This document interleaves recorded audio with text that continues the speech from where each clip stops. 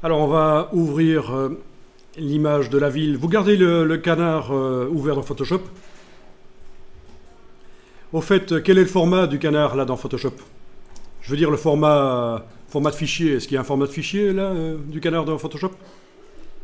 Le canard là qui est ouvert dans Photoshop, quel est son format de fichier? JPEG ou PSD?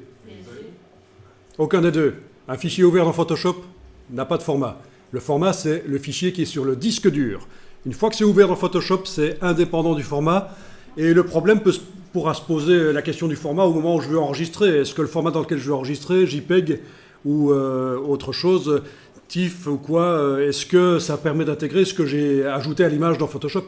Mais quand elle est ouverte dans Photoshop, elle est indépendante du format. Alors, j'ouvre l'image donc de la ville ici. Voilà. Voyons, si je double-clique sur la loupe dans la palette des outils, ça me met l'échelle 100%. 100%, c'est quoi? Est-ce que c'est la taille à laquelle l'image va s'imprimer? Pas du tout. Ah, vous commencez à connaître les questions pièges, hein, vous répondez en fonction du feeling, de ce que vous sentez.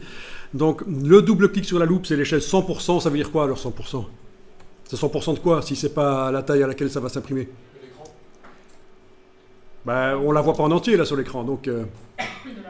Mais c'est un peu proche. La définition de la photo par rapport à celle de l'écran.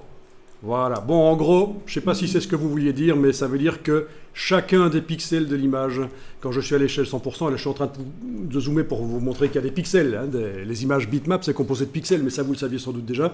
Hein, pixels, picture element, élément d'image.